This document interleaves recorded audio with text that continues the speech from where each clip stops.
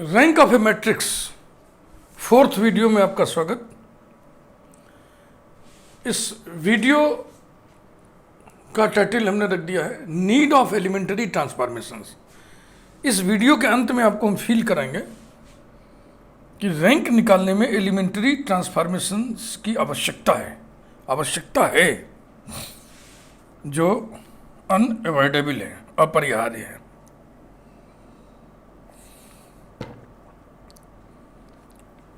एक हम मैट्रिक्स उठाएंगे 4x4 ऑर्डर की और उसका रैंक हम कैलकुलेट करेंगे। 4x4 ऑर्डर कहते ही बहुत से बच्चों की सांस उखड़ने लगती है कि फोर्थ ऑर्डर के सारणिक को हम कैसे एक्सपेंड करेंगे। प्यारे बच्चों, फोर्थ ऑर्डर की सारणिक वैसे ही एक्सपेंड की जाती है जैसे थर्ड ऑर्डर की जाती है। डिटर्मिनेंट ऑफ फोर्थ ऑर्डर, तो पहले तो ये आप जान लें, इसकी हमें ज़रूरत पड़े ना पड़े, कभी हमको करना पड़े ना करना पड़े अलग की बात है, लेकिन अब जान तो ले कम से कम।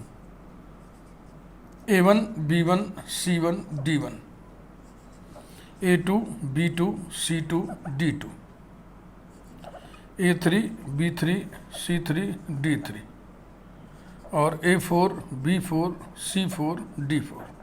ये चलो इसे हम पहले रो से एक्सपेंड करें।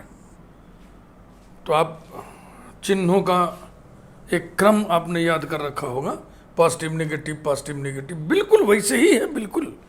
तो ये पॉजिटिव है तो A1।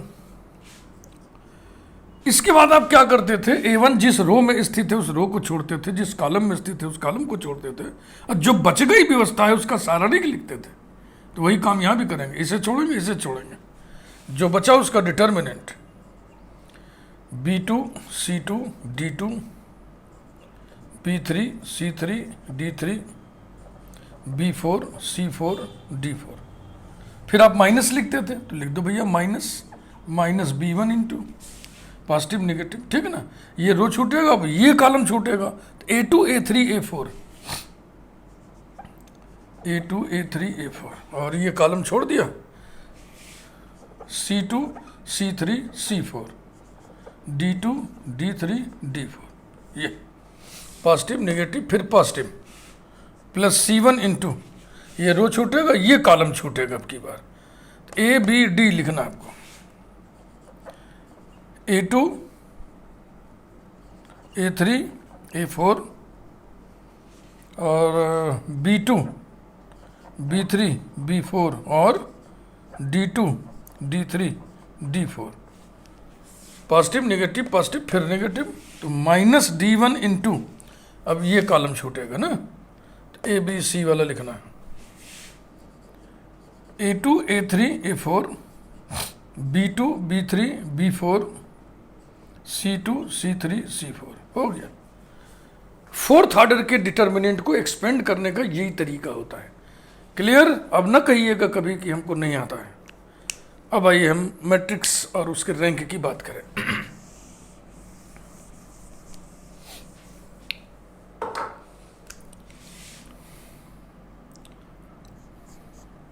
यहाँ से नई बातचीत शुरू है। एक मैट्रिक्स हमने लिया A और 4x4 की मैट्रिक्स है, 1 से 16 तक के नंबर्स को हम क्रम से लिख दे रहे हैं।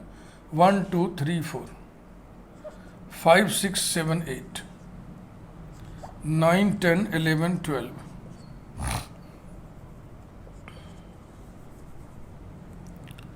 13 14 15 16। इसकी रैंक निकालनी है तो सबसे बड़ा फोर्थ ऑर्डर का माइनर बनेगा इससे, क्योंकि इसके पास 4 रोज हैं, 4 कॉलम्स हैं।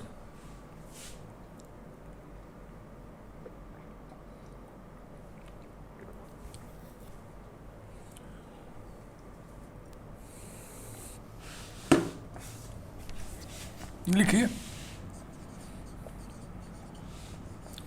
Minor of fourth order is, एक ही बनेगा, डिटर्मिनेंट 1 2 3 4 5 6 7 8 9 10 11 12 13, 14, 15, 16। अब इसको एक्सपेंड करिए जैसे अभी आपको हम बताए थे, लेकिन नहीं, इंटरमीडिएट में ही आपको ट्रेनिंग दी गई है सारणिक का मान, डिटर्मिनेंट की वैल्यू निकालने के लिए उसमें हम ट्रांसफॉर्मेशंस लगाते हैं। और मैंने भी आपको ये सिखाया हुआ है एलिमेंटरी ट्रांसफॉर्मेशंस वाली प्लेलिस्ट में कि किसी भी डिटर्मिनेंट पर हम R I is replaced by R I plus K R J अथवा C I is replaced by C I plus K C J transformations लगाएं तो डिटर्मिनेंट की वैल्यू नहीं बदलती है, डिटर्मिनेंट की वैल्यू नहीं बदलती है। तो इसी बात का इस्तेमाल करते हुए इसको हम एक्सपेंड करें। चलो, C1 is replaced by C1 minus C2, C2 is replaced by C2 minus C3। एक से अधिक ट्रांसफॉर्मेशंस एक साथ लगा सकते हैं एक डिसिप्लिन फॉलो करते हुए कि पहले जो आपने लिखा हुआ एलिमेंट्री ट्रांसफॉर्मेशन उसमें जो बदलेगा वो उसका इस्तेमाल इसमें नहीं होना चाहिए। तो इसमें बदलेगा कौन? C1 का इस्तेमाल इसमें नहीं है। तो अब इसको हम क्या लिखेंगे? बराबर, इक्विवेलेंट नहीं लिखेंगे।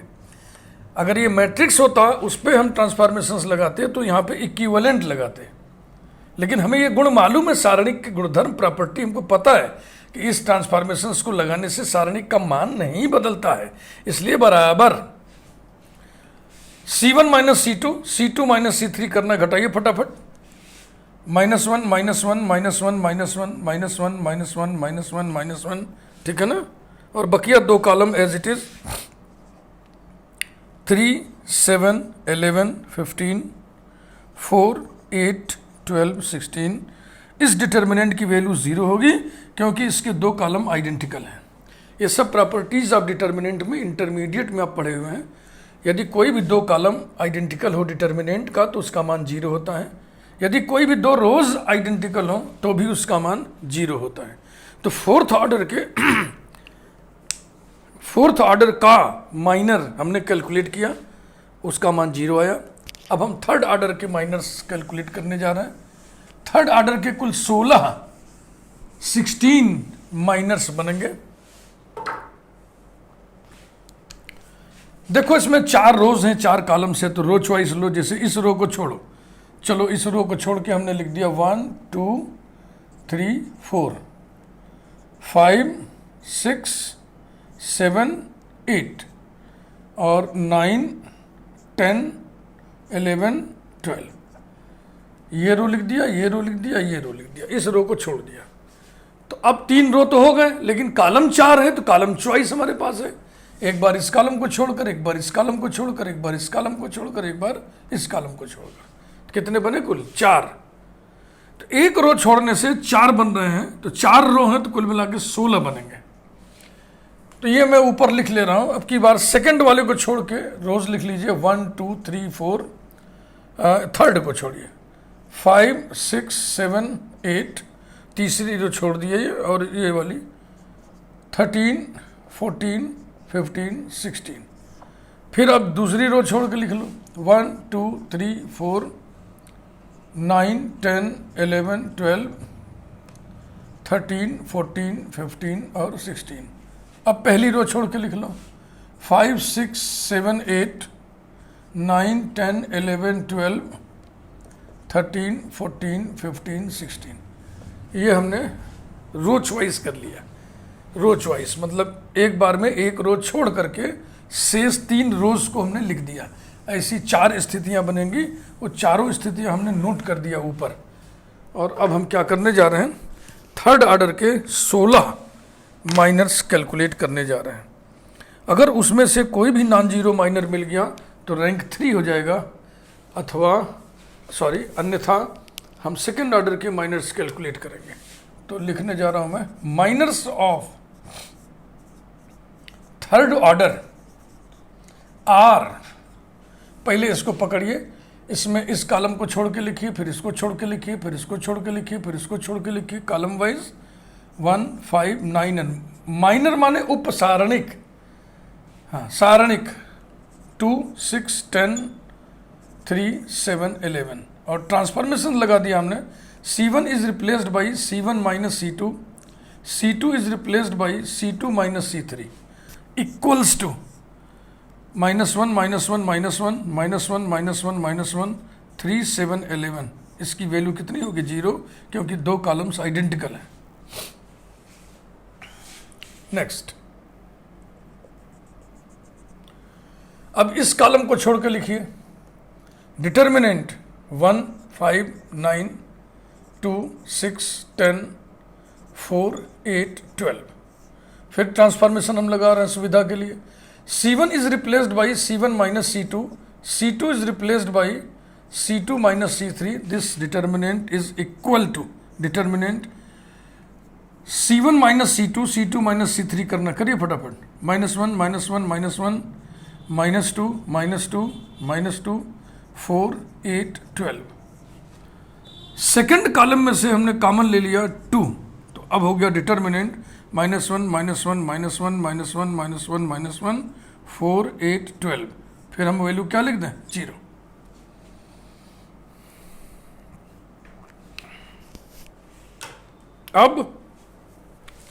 अब आप इस कॉलम को छोड़ के लिखिए डिटर्मिनेंट 1 5 9 2 6 10। ओह, इसे तो छोड़ना था। 3 7 11 4 8 12। C1 is replaced by C1 minus C2, C2 is replaced by C2 minus C3। This will be -2 -2 -2 -1 -1 -1 4 8 12। इसी जैसा आ गया, इसकी वैल्यू होगी 0। और अब पहले वाले को छोड़ के लिखिए डिटर्मिनेंट 2 6 10 3 7 11 4 8 12। ऑपरेशंस लगाइए, elementary operation. C1 is replaced by C1 minus C2, C2 is replaced by C2 minus C3. This is equal to -1 -1 -1 -1 -1 4 8 12। This is equal to 0। तो इसके द्वारा बने हुए 4 माइनर हमने कैलकुलेट कर लिए और 4 के चारों 0 पाए गए। अब ऐसे ही 4 माइनर इससे बनेगा, 4 इससे, 4 इससे।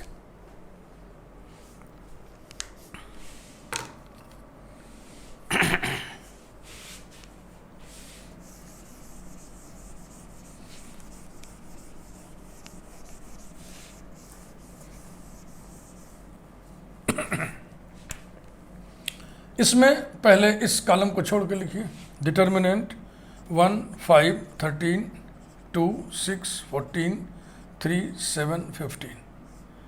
C1 is replaced by C1 minus C2, C2 is replaced by C2 minus C3। This is equal to -1 -1 -1 -1 -1 -1 3 7 15 is equal to 0। ठीक, फिर इसे छोड़ के लिखिए determinant 1 5 13 2 6 14 4 8 16। C1 is replaced by C1 minus C2, C2 is replaced by C2 minus C3।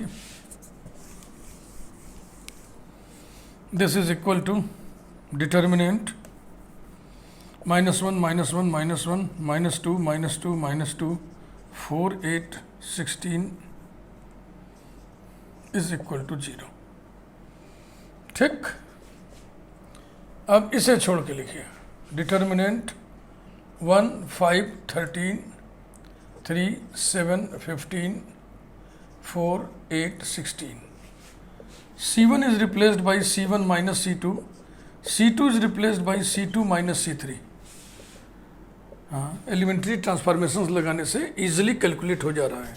ऐसे भी example होंगे जिनमें आप ये ट्रांसफॉर्मेशन लगाओ, कोई असर ही नहीं पड़ेगा, यानी उसमें आपको इसको एक्सपेंड ही करना पड़ेगा। जैसे आप एक्सपेंड करते हो वैसे कर लेना, तो आता ही आपको। Is equal to -2 -2 -2 -1 -1 4 8 16। कुल मिला के इन सभी माइनर्स की वैल्यू कैलकुलेट करनी है। ये देखना है कि 0 आ रहा है कि नॉन 0 आ रहा है। तो 2 हो गया, 3 हो गया, 1 2 3, एक और बचा है। अब इसको छोड़ के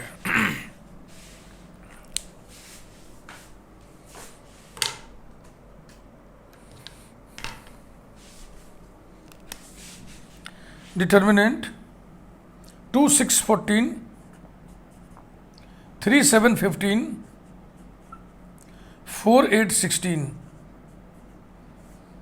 C1 is replaced by C1 minus C2. C2 is replaced by C2 minus C3. This is equal to determinant -1 -1 -1 -1 -1 -1 4 8 16 is equal to 0. तो इस व्यवस्था से बने हुए 4 सारणिक हमने कैलकुलेट किया, सब 0 पाए गए. अब आइए इससे बनाएं.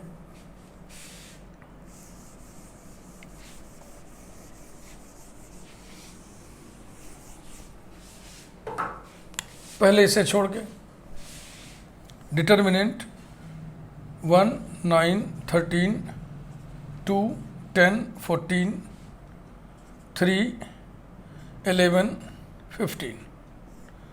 C1 is replaced by C1 minus C2. C2 is replaced by C2 minus C3 is equal to determinant -1 -1 -1 -1 -1 -1 3 11 15. ठीक है भाई, इक्वल्स टू 0. एक ही आ गया.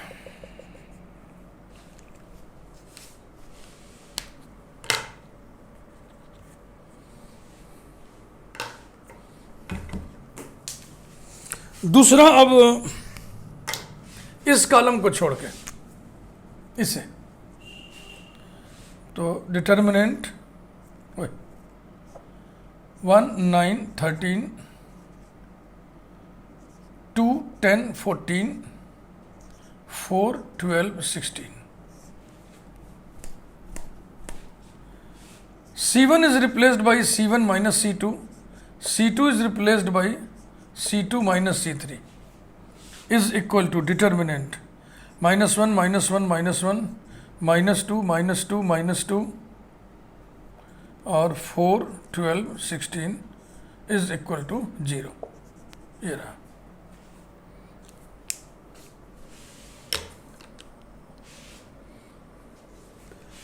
अब भाई इसे छोड़कर डिटर्मिनेंट 1 9 13 2 10 14 ओए होए होए इसे छोड़ के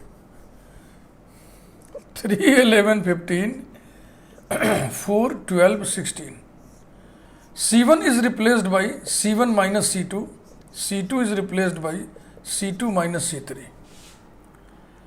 is equal to -2 -2 -2 -1 -1 -1 4 12 16 is equal to 0. कितने हो गए? 3.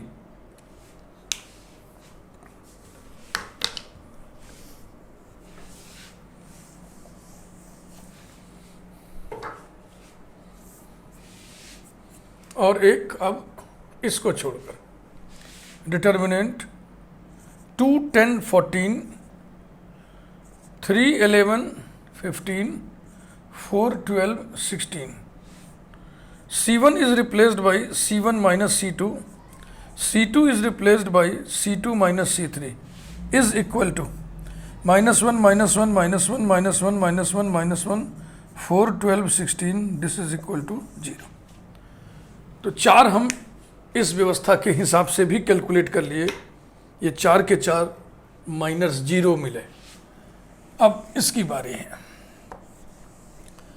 कुल 12 माइनस अब तक हम कैलकुलेट कर चुके हैं. सब के सब 0 पाए गए.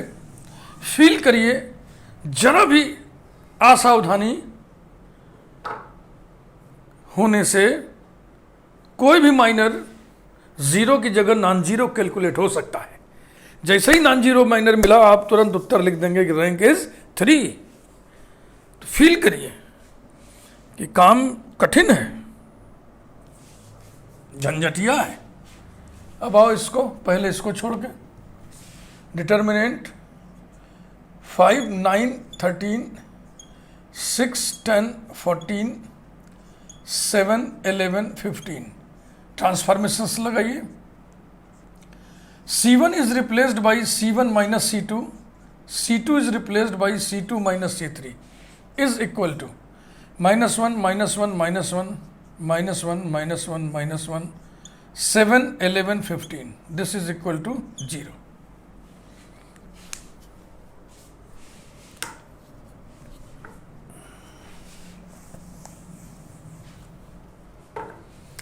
अब इसे छोड़ के डिटर्मिनेंट 5 9 13 6 10 14 और 8 12 16 ट्रांसफॉर्मेशंस, एलिमेंट्री ट्रांसफॉर्मेशंस लगाइए. C1 is replaced by C1 minus C2, C2 is replaced by C2 minus C3. Elementary row transformations भी लगाएंगे तो ऐसे ही सब होता चला जाएगा. R1 minus R2, R2 minus R3 equals to determinant -1 -1 -1 -2 -2 -2 8 12 16. This is equal to 0.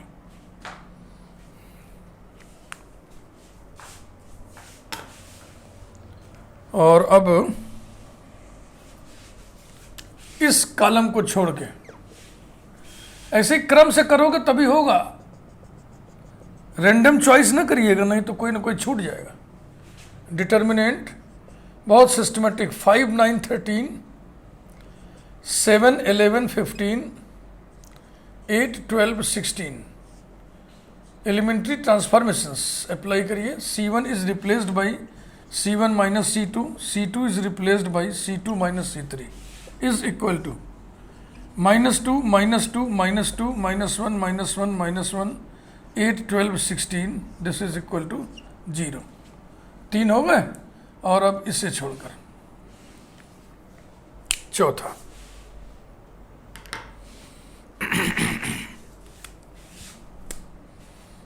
Determinant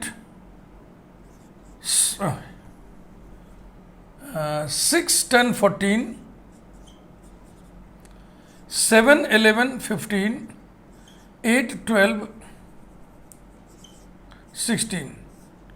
C1 is replaced by C1 minus C2, C2 is replaced by C2 minus C3 is equal to -1 -1 -1 -1 -1 8 12 16 is equal to 0. तो हमने 16 के 16 third order के minors calculate किए और 16 zero पाए गए. सबसे बड़ा माइनर फोर्थ ऑर्डर का था, उससे हमने कैलकुलेट किया, उसकी वैल्यू 0 आई. फिर उससे कम थर्ड ऑर्डर के 16 माइनर्स बने, सबको हमने कैलकुलेट किया, सबके मान 0 आए. एलिमेंट्री ट्रांसफॉर्मेशंस की मदद से हमने 16 को कैलकुलेट किया, इसलिए थोड़ा आसान हो गया कैलकुलेशन. अदरवाइज किसी भी सारणिक को सीधा सीधा विस्तारित करेंगे तो आपसे गलती होने की पूरी संभावना है. गलती किसी से भी हो सकती है, हमसे भी हो सकती है, लेकिन स्टूडेंट से गलती जरूर होगी. सबसे नहीं भाई. ये तो वैसे बोलने का मतलब कि चांस ज़्यादा है. हम किसी को कमज़ोर नहीं बता रहे, सब अच्छे बच्चे होते हैं. जैसे ही आपने किसी कारण से गलती कर दी, यहाँ नॉन जीरो आ गया, तो वो आंसर क्या लिख दोगे? 3. जबकि इसका आंसर 3 नहीं है, इसका आंसर 2 है. थर्ड ऑर्डर के 16 माइनर्स बने. पिछले वीडियो में मैंने आपको बताया था कि थर्ड ऑर्डर के एक माइनर से सेकंड ऑर्डर के 9 माइनर्स बनते हैं. तो थर्ड ऑर्डर के यहाँ पे 16 माइनर्स हैं, सेकंड ऑर्डर के कुल 16 9 144 माइनर्स बनेंगे. आओ 144 माइनर्स सेकंड ऑर्डर के कैलकुलेट करें. मैट्रिक्स ध्यान है ना? 1 2 3 4 5 6 7 8 9 10 11 12 13 14 15 16, ये मैट्रिक्स है. तो सेकंड ऑर्डर का पहला माइनर हम इसी को ले रहे हैं. Minors of second order are. Determinant 1 2 5 6. क्या ये 0 आएगा? नहीं, तो नॉट इक्वल टू 0. 144 माइनर्स में से पहला ही माइनर हमें नॉन जीरो मिल गया, ये हमारी खुशकिस्मती है. बकिया 143 माइनर्स हम अब कैलकुलेट नहीं करेंगे. उनके लिए हम एक शब्द लिख देंगे et cetera ET C dot. अब हम आंसर क्या लिखेंगे? Therefore rank of A is equal to 2 because there is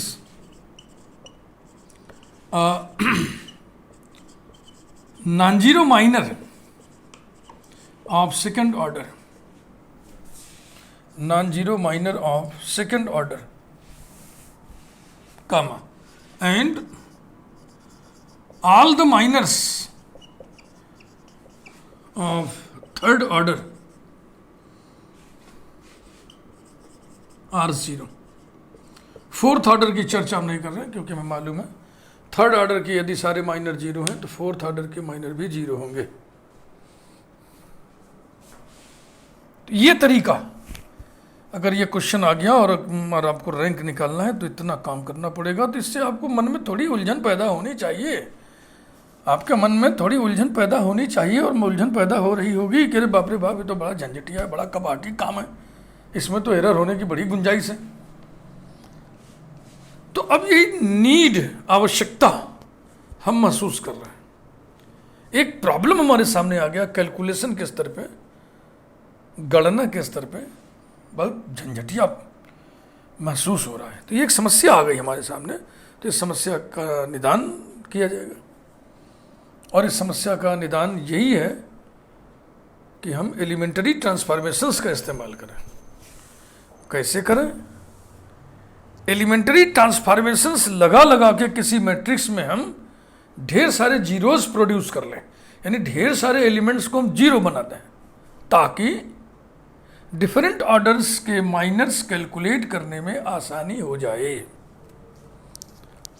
तो यही आज का वीडियो, आज के वीडियो का थीम यही था, need of elementary transformations for calculation of ranks of matrices. आप फील करिए, ये आप फील करिए। तो फीलिंग हुई, ना फीलिंग हो तो ऐसे हम 3-4 सवाल करा दें 3-4 वीडियो में, तो एकदम मन किनकिना जाएगा, रे बाप रे बाप ना। तो इसलिए फील उठना चाहिए कि ये तो बहुत खड़ूस काम है।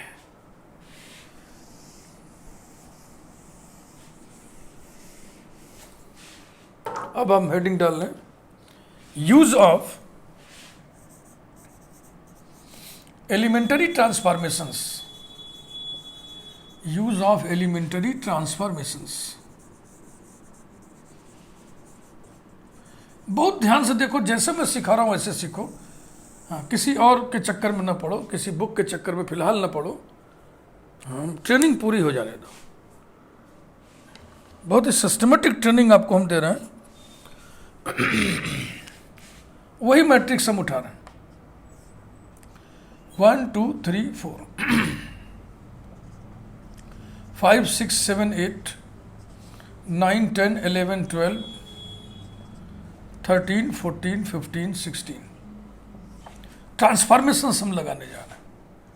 C1 is replaced by C1 minus C2, C2 is replaced by C2 minus C3, C3 is replaced by C3 minus C4। एक से अधिक एलिमेंटरी ट्रांसफॉर्मेशंस एक ही बार में आप लगा सकते हैं, एक डिसिप्लिन के साथ, कि जो पहले आपने लगा रखा है उसमें जो बदल रहा है, कौन बदल रहा है? C1 का इस्तेमाल आगे वाले में नहीं होना चाहिए, नहीं हुआ है। फिर इसमें कौन बदल रहा है? C2, तो अब C1 C2 इनके आगे वाले में नहीं होना चाहिए, नहीं हुआ है। अब जो मैट्रिक्स आएगी वो बदल चुकी होगी ना, तो अब बराबर न लिखिएगा। कैसे बराबर लिख दोगे यार? दिस माइनस दिस करोगे तो क्या आएगा? -1 -1 -1 -1। ये मैट्रिक्स बराबर हो जाएगा क्या? दो मैट्रिसेस तब बराबर होती हैं जब उनके ऑर्डर समान हो और संगत अवयव बराबर हो, करस्पॉन्डिंग एलिमेंट्स बराबर हो। जो यहाँ लिखा हो वही यहाँ लिखा हो। तो बराबर झटके में ना लिखिएगा। यहाँ पे क्या लिखेंगे? इक्विवेलेंट। ये चीज़ आपको शुरू में ही हम बता चुके हैं एलिमेंटरी ट्रांसफॉर्मेशंस की प्लेलिस्ट में, कि किसी मैट्रिक्स पर कोई भी एलिमेंटरी ट्रांसफॉर्मेशंस रो कॉलम लगा दीजिए, जो मैट्रिक्स मिलेगा उसको हम क्या बोलेंगे? Equivalent matrix. यानी हम कहेंगे this is equivalent to this, this is equivalent to this. जबकि डिटर्मिनेंट में इन ट्रांसफॉर्मेशंस का डिटर्मिनेंट पे कोई असर नहीं पड़ता, उसकी वैल्यू नहीं बदलती, इसलिए उसमें हम इक्वल लिखते हैं। बहुत ध्यान से matrix, determinant, both are distinct, दोनों के कंसेप्ट अलग अलग हैं। बहुत सावधानी से पढ़िए, सीखिए। तो C1 minus C2, C2 minus C3, -1 -1 -1 -1, C3 minus C4, -1 -1 -1 -1, 4 8 12 16, ये आ गया। अब हम लगाने जा रहे हैं। C1 is replaced by -1 into C1, C2 is replaced by -1 into C2, C3 is replaced by -1 into C3, C4 is replaced by 1/4 into C4। हाँ, ये वाला हम जो लगा रहे हैं 3, इसकी जरूरत नहीं है, लेकिन लगा दे रहे हैं सब। इतने माइनस देख करके जी अजीब सा हो रहा है, हटाओ सबको। फिर इक्विवेलेंट का साइन लगाइएगा। पहला कॉलम 1 1 1 1, दूसरा कॉलम 1 1 1 1, तीसरा कॉलम 1 1 1 1, चौथा कॉलम 1 2 3 4। फिर हम ट्रांसफॉर्मेशंस लगा रहे हैं। C1 is replaced by C1 minus C2, C2 is replaced by C2 minus C3। फिर equivalent C1 minus C2 0 0 0 0, C2 minus C3 0 0 0 0, और फिर 1 1 1 1 1 2 3 4, ये रहा। अब हम इसकी रैंक निकालने जा रहे हैं। This is equivalent to this matrix, इस इक्विवेलेंट मैट्रिक्स की रैंक निकालने जा रहे हैं। उसी तरीके से जो डेफिनेशन कहता है, माइनस की जुबान ही बोलेंगे हम। तो ये 4th ऑर्डर का 4x4 ऑर्डर का मैट्रिक्स है। सबसे बड़ा माइनर बनेगा 4 ऑर्डर का ना, उसमें सब लेना पड़ेगा। डिटर्मिनेंट 4th ऑर्डर का माइनर बनेगा determinant, column wise all 0 all 0 all 1 1 2 3 4। बताइए इसकी वैल्यू 0 होगी कि नहीं, ये आपको कैलकुलेट करना पड़ेगा। किसी भी सारणिक का कोई कॉलम 0 हो तो उसका मान 0 होता है, कोई रो 0 हो तो उसका मान 0 होता है, 2 रोज आइडेंटिकल हो तो उसका मान 0 होता है, 2 कॉलम्स आइडेंटिकल हो तो उसका मान 0 होता है, एक रो दूसरे रो का मल्टीपल हो तो वैल्यू 0 होता है, एक कॉलम दूसरे कॉलम का मल्टीपल हो तो वैल्यू 0 होता है। ठीक, अब विचार करिए, जब आप थर्ड ऑर्डर के माइनर्स कैलकुलेट करिएगा, 16 किए थे ना, अब इसका जब करिएगा तो 16 के 16 सारणिक थर्ड ऑर्डर के जो बनेंगे उसमें 1 या 2 कॉलम्स 0 होंगे। जैसे देखो कोई भी रो छोड़ दो, मान लो इस रो को छोड़ दिए, अब कॉलम 4 बचा तो 3 ही कॉलम तो लेना है। इस कॉलम को छोड़ोगे तो 2 कॉलम 0 होंगे, इस कॉलम को छोड़ोगे तब भी 2 कॉलम 0 होंगे, इस कॉलम को छोड़ोगे तो 1 कॉलम 0 होगा, इस कॉलम को छोड़ोगे तो 1 कॉलम 0 होगा। अब किसी भी डिटर्मिनेंट में अगर पूरा का पूरा कॉलम 0 है तो उसका मान 0 होगा। तो बिना कैलकुलेट किए हम ये कह रहे हैं क्लियरली, स्पष्टता, all the minors of 4th order and of third order are 0। हम इस मैट्रिक्स की रैंक निकालना है।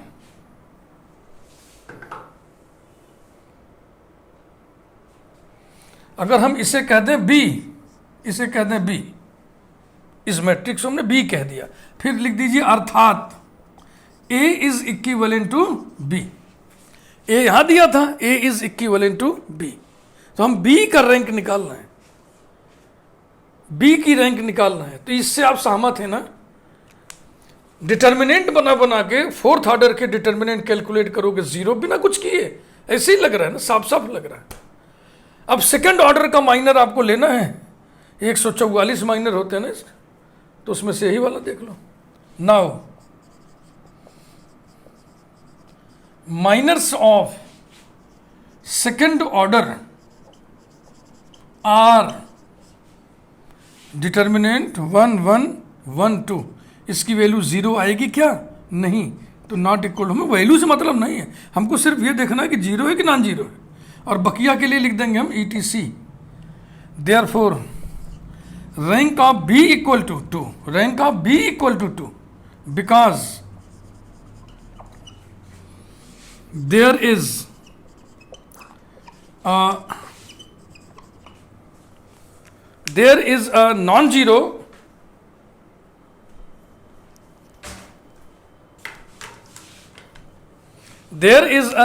minor of second order and all the minors of third order are zero. तो यदि हम ऐसी मैट्रिक्स बना ले जाएं ट्रांसफॉर्मेशंस की मदद से जिसमें ढेर सारे जीरो प्रोड्यूस हो गए, तो देखो माइनर कैलकुलेट करना कितना आसान है. हम लिख दे रहे हैं स्पष्टतः इस ऑर्डर के सारे माइनर जीरो होंगे. हो गया ना आसान. अब एक प्रश्न उठता है, रैंक हमने यहां बी का निकाला है, rank of B equal to 2, तो what will be the rank of A? इसका जवाब हम अगले वीडियो में देंगे. यदि बी की रैंक 2 है तो ए की रैंक कितनी होगी? वीडियो लाइक करिए. Thank you very much.